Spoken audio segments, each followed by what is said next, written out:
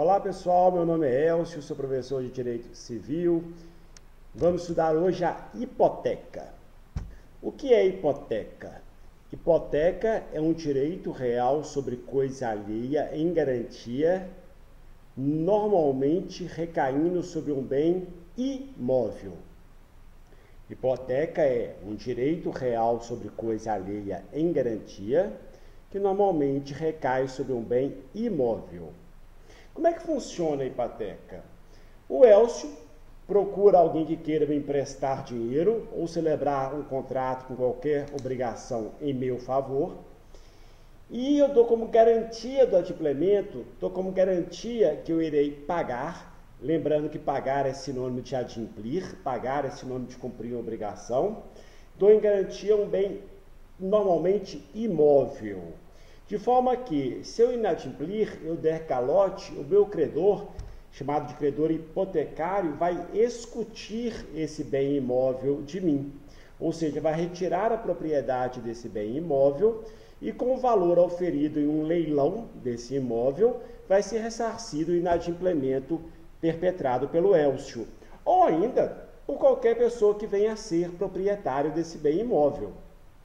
Então hoje eu procurei um banco, procurei uma pessoa qualquer, peguei um dinheiro emprestado, qualquer obrigação em meu favor, e falei assim, olha, como garantia do adimplemento, eu te dando um apartamento, uma fazenda, um imóvel qualquer. O credor e o devedor vão celebrar um contrato de mútuo, por exemplo, e vai ter uma cláusula de hipoteca, onde vai descrever aquele imóvel e posteriormente isso vai ser levado a registro na matrícula imobiliária daquele imóvel. Ao levar a registro, vai se dar publicidade e todas as pessoas vão ficar sabendo que aquele imóvel está hipotecado.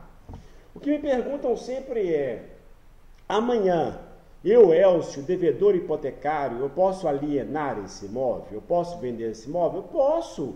Isso aflige o credor? Não. O credor tem um direito real, um direito que recai sobre um bem imóvel, um direito que recai sobre aquele bem. Portanto, se chegar no dia do vencimento da minha dívida, eu inadimplir, eu der calote, o credor vai pedir para o advogado requerer ao juiz a penhora daquele imóvel que está hipotecado, seja lá quem for o seu proprietário. Consequência da aula: adquirir a propriedade de um bem hipotecado não é ilícito, não tem problema nenhum. Agora, muito cuidado. Porque se o devedor hipotecário inadimplir, o credor hipotecário vai escutir esse bem, ou seja, vai retirar a propriedade desse bem, seja lá quem for o proprietário na época do vencimento da dívida.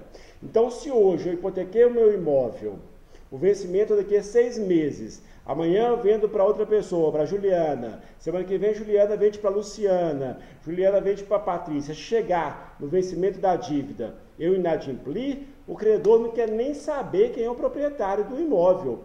Ele vai retirar a propriedade, obviamente, por uma via judicial, o juiz vai penhorar o imóvel que está hipotecado, vai levar para um leilão, alguém vai arrematar, com o dinheiro da arrematação vai ressarcir o credor, e aquela pessoa, que eventualmente nem o devedor não é, vai sofrer evicção, e resta ao evicto mover uma ação de indenização contra o alienante, porque entre evicto e evictor não existe relação jurídica. Portanto, o evicto, ou seja, aquele que perde um direito em razão de decisão judicial, esse evicto, ele não tem nenhuma relação com o evictor, aquele que provocou a evicção. O que o evicto vai ter que fazer? Mover uma ação de indenização contra quem provocou a evicção, contra o alienante. Ok? É assim que funciona a hipoteca. Portanto, um credor hipotecário ele dorme muito tranquilo, porque os bens imóveis dificilmente perecem. É claro que um apartamento pode desmoronar, pode cair um avião, pode, enfim, mas um bem imóvel terra nua não perece. Portanto, ao se dar uma garantia hipotecária, o credor fica muito tranquilo. Normalmente, o valor da obrigação é inferior, é bem inferior ao valor do bem hipotecado, de forma que, chegou na época do vencimento, o devedor inadimpliu, o credor contrata um advogado, o advogado move uma ação contra o devedor insistindo em não pagar, pede a penhora do bem hipotecado, uma vez penhorado é levado para um leilão, alguém arremata, o arrematante arremata, e com o valor da arrematação ressarce o credor. Ok? Muito bem. Deixa eu desligar esse celular. Características da hipoteca. Primeiro, o devedor continua na posse do bem hipotecado.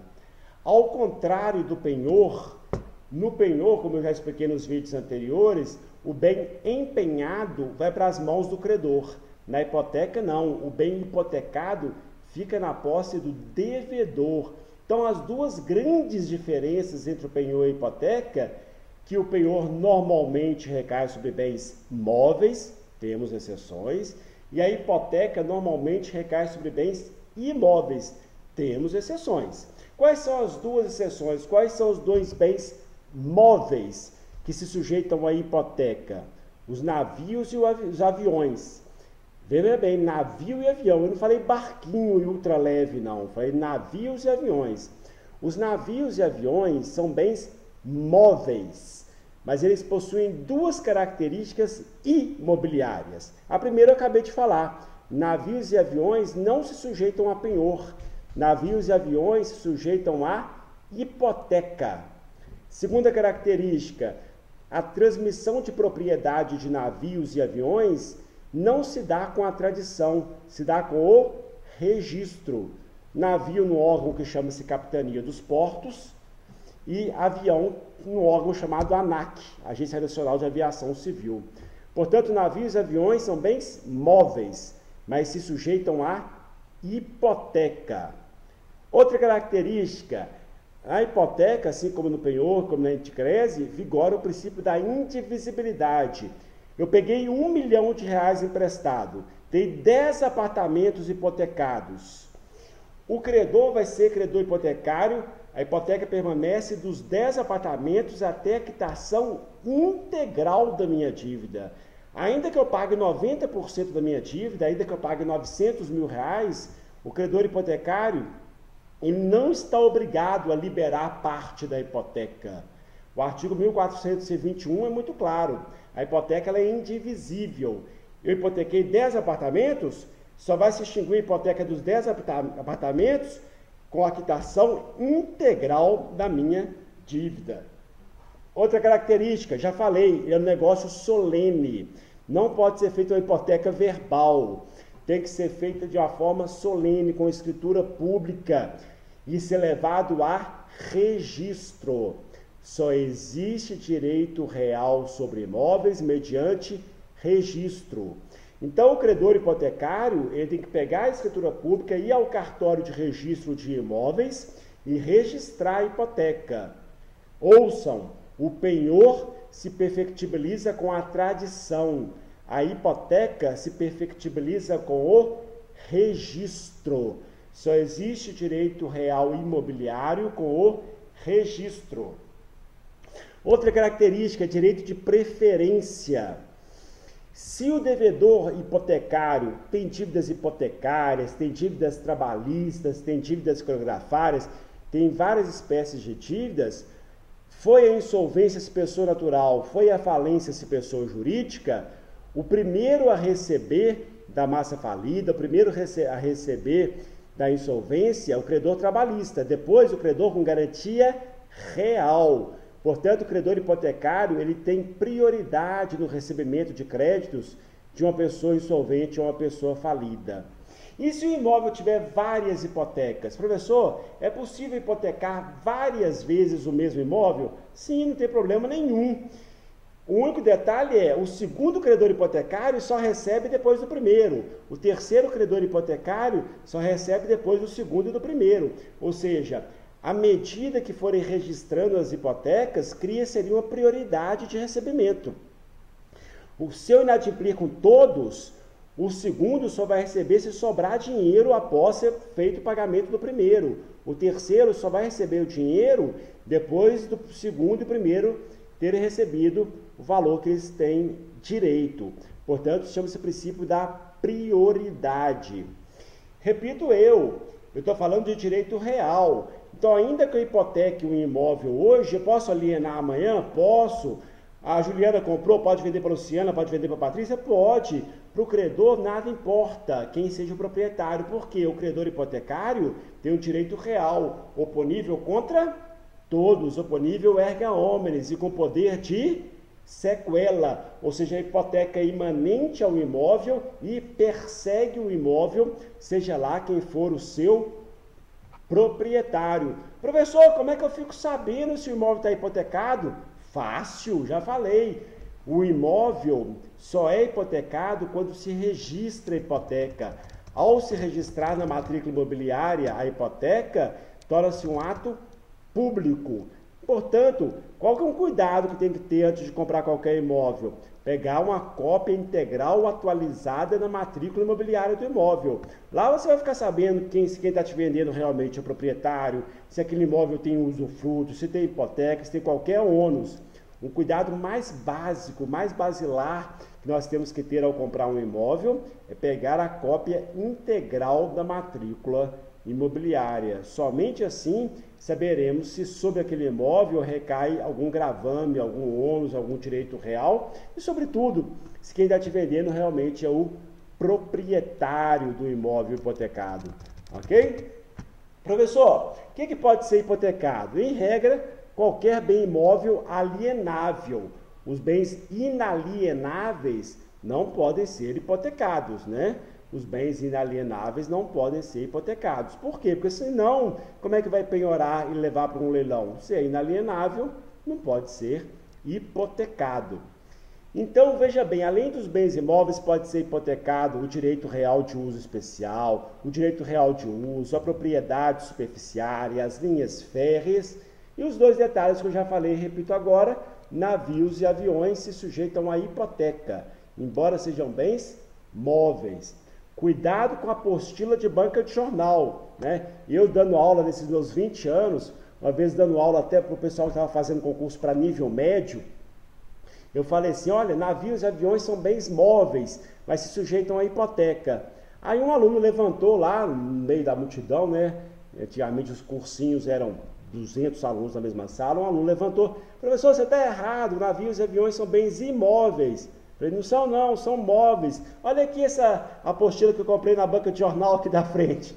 E realmente na apostila da banca de jornal estava escrito que navios e aviões são bens imóveis. Está errado.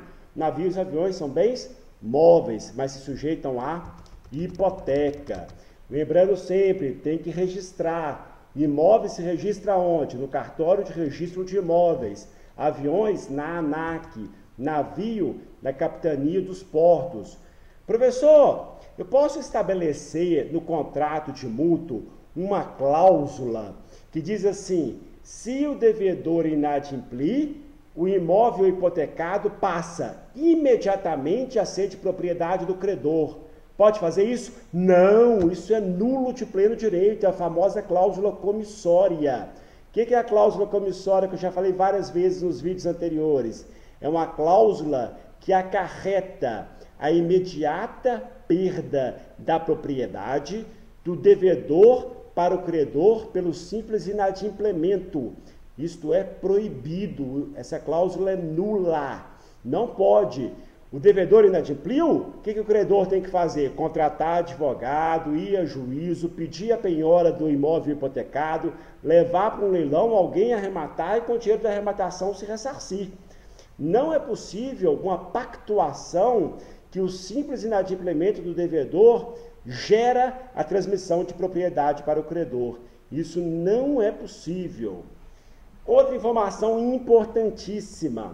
Professor, é possível estabelecer contratualmente que o imóvel hipotecado fica inalienável enquanto o devedor não quitar? Não, isso é proibido, isso é nulo de pleno direito. Artigo 1475. Não pode ser estabelecida uma inalienabilidade do imóvel hipotecado. Não pode.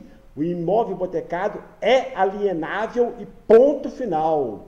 O imóvel hipotecado pode ser alienado pelo devedor. Artigo 1475. O máximo que pode ser estabelecido contratualmente, nos termos do parágrafo único do próprio artigo 1475, é o seguinte, uma cláusula que estabeleça assim, se o devedor alienar o imóvel, a dívida antecipa-se. Isso é possível estabelecer? Sim, isso é possível estabelecer. Então, repito eu, artigo 1475. O imóvel hipotecado pode ser alienado. Ponto. O que pode ser estabelecido, que pode ser convencionado pelo credor e pelo devedor em comum acordo, é que se o devedor do imóvel vender, se o devedor do imóvel doar, se o devedor do imóvel alienar, a dívida é antecipada. Isso pode ser estabelecido. Professor, suponhamos que eu comprei um imóvel e ele está hipotecado. Eu posso entrar em contato com o devedor, eu posso entrar em contato com o credor e pagar a dívida do devedor? Pode. Você comprou um imóvel hipotecado, você tem interesse com que a hipoteca desapareça? Fácil, procura o credor, fala assim, qual que é a dívida do devedor? Tantos reais. O adquirente do imóvel vai lá, paga e a hipoteca desaparece. Isso às vezes é interessante. Imagina que o imóvel hipotecado valha 2 milhões de reais. E o devedor hipotecário tem uma dívida de 500 mil reais com o credor hipotecário só.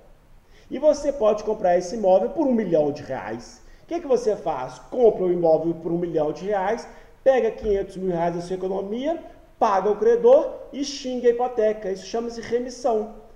E daí que você ganhou 500 mil reais, fez um ótimo negócio. Se o imóvel vale 2 milhões, você comprou por 1 milhão e gastou mais 500 mil reais para remir a hipoteca, ótimo negócio você fez. Isso é permitido no prazo de 30 dias. Artigo 1481. Questão de múltipla escolha de concurso. Você pode hipotecar um imóvel por uma dívida que ainda não existe? Você pode hipotecar um imóvel por uma dívida que você pretende constituir, por uma dívida futura, ou uma dívida condicionada, um evento futuro incerto? Sim, é possível. Não é comum, mas o artigo 1487 permite a hipoteca de uma dívida futura ou uma dívida convencionada. Em questão de múltipla escolha já caiu isso. João não tem qualquer dívida com José, porém pretende constituir no futuro. Ele já pode, desde já, hipotecar o imóvel? Sim, é possível. É possível a hipoteca de dívida futura. Outra questão interessante que já caiu em prova. Eu tenho um terreno muito grande e eu peguei lá, como construtora que sou, 1 milhão de reais emprestado no banco. Hipotequei esse terreno, construí um edifício de 10 andares, 10 apartamentos. Eu posso pegar a hipoteca do terreno e, entre aspas, contaminar as matrículas imobiliárias dos 10 apartamentos com aquela hipoteca? Posso fazer isso sim. É claro que eu vou pegar e vou dividir a minha dívida em 10, se for as frações ideais idênticas.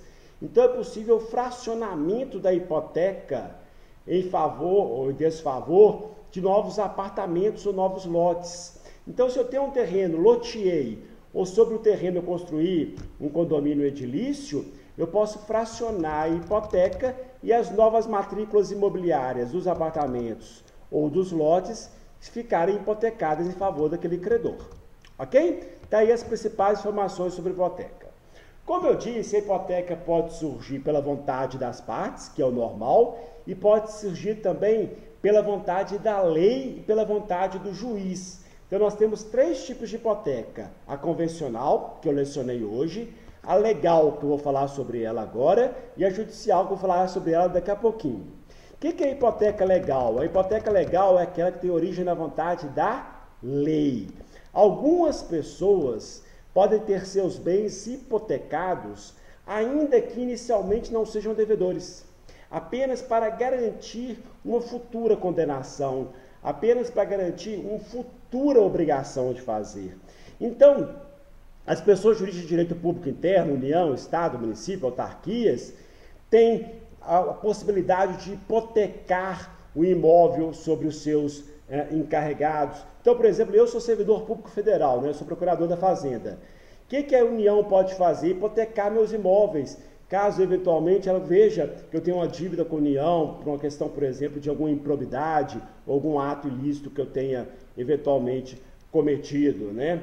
Outra segunda hipótese de hipoteca legal, os filhos sobre o imóvel dos pais que divorciam.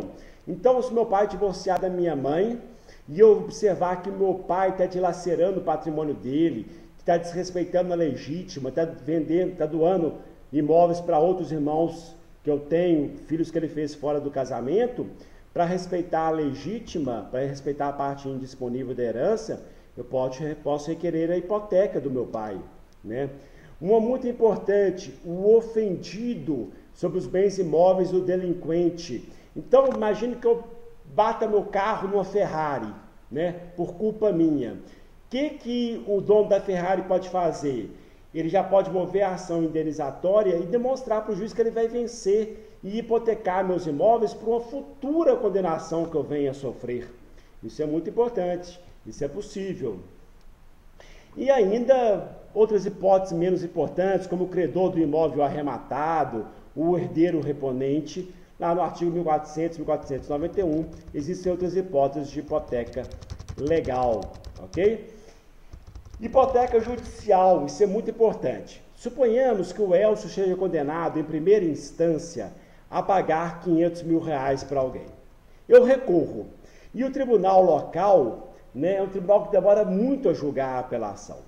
Então, o meu credor, ele tem medo de eu vir a me desfazer dos meus bens. E futuramente, por ocasião do cumprimento de sentença, ele não conseguir nenhum bem para penhorar. O que ele pode fazer? Naquela própria ação de indenização que ele moveu, ele pode requerer ao juiz a hipoteca dos meus bens. Porque quando transitar em um julgado, quando iniciar o cumprimento de sentença, já tem bens suficientes para garantir o adimplemento daquela obrigação. Então, dica aos advogados que estão me assistindo, utilizem mais a hipoteca judicial, né? É muito comum no Brasil, graças à pouca velocidade do Poder Judiciário, que o credor não consiga se ressarcir do prejuízo que sofreu. É o famoso ganhar, mas não levar. Uma forma de evitar isso é a hipoteca judicial. Penúltima informação, como é que se extingue a hipoteca? Artigo 1499 seguintes. A principal forma, a forma mais comum de extinguir a hipoteca é com o pagamento e posterior averbação.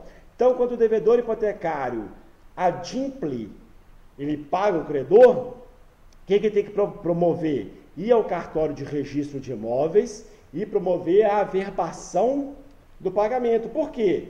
Porque da mesma forma que a hipoteca se perfectibiliza com o registro, a hipoteca ela se extingue com a averbação. Então não esqueça, devedor hipotecário, de ao quitar, pegar um recibo de quitação, levar ao cartório de registro de imóveis, ou ANAC se for avião, Capitania dos Portos se for navio, para promover a averbação. Segunda, perecimento da coisa. É muito difícil um bem imóvel perecer. Mas se perecer, o que o credor tem que fazer? Entrar em contato com o devedor para que esse promova uma subrogação, ou seja, para que dê outro bem de mesmo valor ou valor superior para fins de garantia do credor. Se não fizer isso, antecipa o vencimento. Terceira forma, renúncia do credor, algo muito raro, né? O credor perdoar lá a dívida do devedor. Outra, remissão. Remissão é importante, contém algumas remissões aqui, né, do adquirente do imóvel, ou qualquer pessoa interessada em remir a hipoteca, como terceiro interessado, subroga-se os direitos do credor hipotecário original. Através da arrematação, também já expliquei, quando se arremata, né, uma forma originária de aquisição da propriedade e, portanto, a hipoteca se extingue. Arrematar um bem é ir a leilão e dar o maior lanço. É isso que é arrematar um bem. A última informação da aula de hoje, informação muito importante, é uma súmula que eu quero abordar com vocês. É a súmula 308 do STJ. Súmula 308 do STJ é uma súmula muito importante, uma súmula muito criticada, mas é súmula, enfim, vamos respeitar. Diz a súmula 308, eu vou ler e depois eu vou explicar. Diz a súmula 308 do STJ. A hipoteca firmada entre a construtora e o agente financeiro, anterior ou posterior à celebração da promessa de compra e venda, não tem eficácia perante os adquirentes do imóvel. A hipoteca firmada entre a construtora e o agente financeiro, entre a construtora e o banco, anterior ou posterior à celebração da promessa de compra e venda, não tem eficácia perante os adquirentes do imóvel. Vou explicar. Eu compro hoje, ou melhor, eu celebro hoje uma promessa de compra e venda de um apartamento na planta. O edifício está sendo construído, você vai ficar pronto daqui a 6 meses, mas hoje eu já adquiro a propriedade desse apartamento via promessa de compra e venda. Eu pago à vista, mas eu não posso falar que eu adquiri a propriedade de algo que não existe. O apartamento só vai ficar pronto daqui a 6 meses. E o terreno onde está sendo construído aquele edifício está hipotecado. Muito bem. O que se faz? Acabou a construção, abriu a matrícula imobiliária. Se a construtora não pagar o banco, o Elcio não pode ser prejudicado. Ou seja, o meu apartamento não está hipotecado. Observe o que diz a súmula 308. O Elcio, promitente comprador de um apartamento, não pode ser prejudicado pela dívida da construtora, ainda que a dívida seja uma dívida hipotecária, né? Isso me protege, isso é ótimo para mim, mas para o credor é péssimo. O que o credor hipotecário queria? Bom, se o terreno está hipotecado, o apartamento do Elcio também tem que estar. Se o Elcio adquiriu um apartamento hipotecado, portanto, eu posso discuti-lo em caso de inadimplemento do devedor construtora. Não pode, não. A súmula 308 do STJ dá ao Elcio uma proteção. O que a súmula fala, repito eu? Não tem eficácia contra o Elcio, em desfavor do Elcio, a hipoteca do terreno onde foi construído o apartamento do Elcio. Súmula 308 veio proteger o consumidor e prejudicar, de certa forma, os bancos que emprestam dinheiro para as construtoras erigirem os edifícios. Ok? Está aí uma aula superficial sobre hipoteca. Um grande abraço.